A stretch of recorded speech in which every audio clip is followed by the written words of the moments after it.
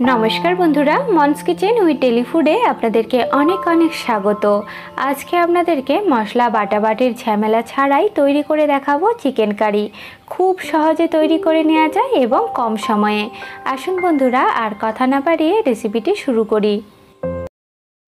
Chicken कारी बानानोर जोन्नो 500 ग्राम chicken के मीडियम पिस करे केटे निয়েছি আর চিকেনটাকে খুব ভালো করে ধুয়ে জলটাও ঝরিয়ে রেখেছি। এখন কিছু মশলা দিয়ে মাংসটাকে ম্যারিনেট করে নেব। প্রথমেই দিয়ে দিচ্ছি স্বাদ অনুযায়ী লবণ, 1 চামচ দিয়ে দিচ্ছি ধনে গুঁড়ো, হাফ চামচ দিচ্ছি জিরে গুঁড়ো, হাফ চামচ হলুদের গুঁড়ো, 1 চামচ দিচ্ছি লাল লঙ্কার গুঁড়ো। ঝালটা আপনারা যেরকম পছন্দ করেন সেই অনুযায়ী লঙ্কাটা ব্যবহার করবেন। আর দিয়ে দিচ্ছি 1 চামচ কাশ্মীরি রেড চিলি পাউডার। এটা শুধুমাত্র কালারের জন্য ব্যবহার করছি। এছাড়াও 3টে কাঁচা লঙ্কাকে আমি একটু বড় সাইজ করে কেটে নিয়েছি। 1 ইঞ্চ আদাকে আমি মিহি কুচি করে রেখেছি আর 10-11 কোয়া রসুনকে একটু থেতো করে নিয়েছি। আর এখানে দুটো মিডিয়াম সাইজের পেঁয়াজ আর একটা ছোট সাইজের পেঁয়াজকে একেবারে মিহি কুচি করে নিয়েছি আর একটা বড় সাইজের টমেটোকে আমি ছোট ছোট করে কেটে রেখেছি। এবারে সব কিছুকে মাংসের মধ্যে ঢেলে নিচ্ছি। আর এই মাংস রান্নাতে কোনো বাটাবাটির ঝামেলা নেই আর খুব কম সময়ে মাংসটা তৈরি করে নেওয়া যায়। আপনারা অবশ্যই একবার বাড়িতে ট্রাই করবেন, আশা করছি আপনাদের ভীষণই ভালো লাগবে। আর সবশেষে দিয়ে দিলাম 3 টেবিল স্পুন মতো সরষের তেল। এখন মাংসটাকে সব কিছু মশলার সাথে খুব ভালো করে ম্যারিনেট করে নেব। তো মাংস রান্নার ক্ষেত্রে আপনারা মাংসটাকে যত ভালো করে ম্যারিনেট করে নেবেন ততই কিন্তু মাংসের স্বাদটা ভালো হবে। একটু টাইম নিয়ে মাংসটাকে খুব ভালো করে ম্যারিনেট করে নিতে হবে। আর মাংসটাকে ম্যারিনেট করে রেস্টে রেখে দেওয়ার কোনো দরকার নেই, এটাকে সাথে সাথে রান্না করে নেওয়া যাবে। খুব ভালো করে ম্যারিনেট করে নিয়েছি, এখন মূল রান্নাতে চলে যাচ্ছি। মাংস রান্নার জন্য একটা কড়াই বসিয়ে নিয়েছি আর কড়াই খুব ভালো করে গরম করে নিয়ে দিয়ে দিচ্ছি 1/4 কাপ সরষের তেল।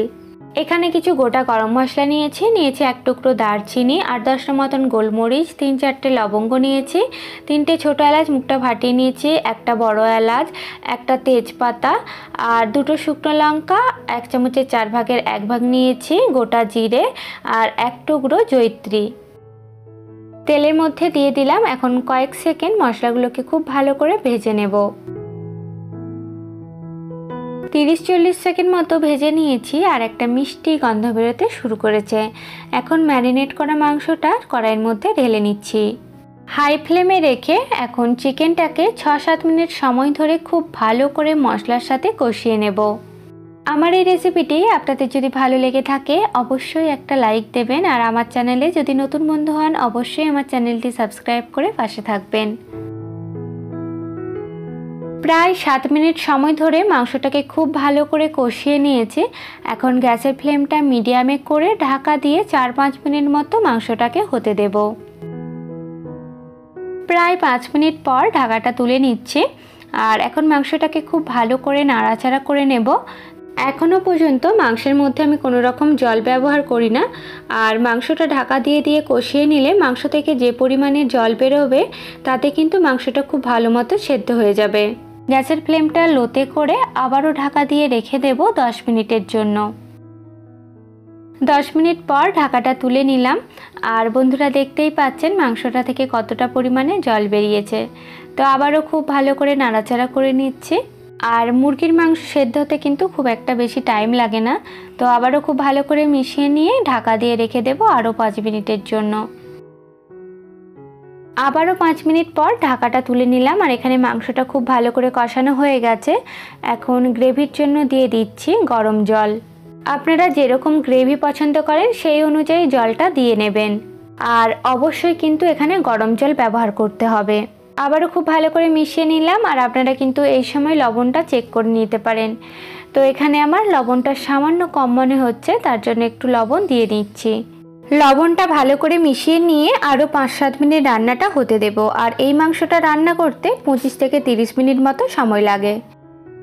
প্রায় 7 মিনিট সময় ধরে আমি মাংসটা রান্না করে নিয়েছি আর মাংস কিন্তু খুব ভালো করে সেদ্ধ হয়ে গেছে। সবশেষে দিয়ে দিচ্ছি 1 চামচের 4 ভাগের 1 ভাগ গরম মশলার গুঁড়ো আর কিছুটা কুচানো ধনেপাতা। খুব ভালো করে মিশিয়ে নিয়ে গ্যাসটা বন্ধ করে দিলাম। বন্ধুরা, দেখতেই পেলেন কত কম সময়ে এই চিকেন কারিটা তৈরি করে নেওয়া যায়। আশা করছি আমার রেসিপিটি আপনাদের ভালো লেগেছে। আজকের মতো বিদায় নিচ্ছি, আবার অন্য কোনো রেসিপি নিয়ে হাজির হব। ভিডিওটি শেষ পর্যন্ত দেখার জন্য আপনাদেরকে অসংখ্য ধন্যবাদ।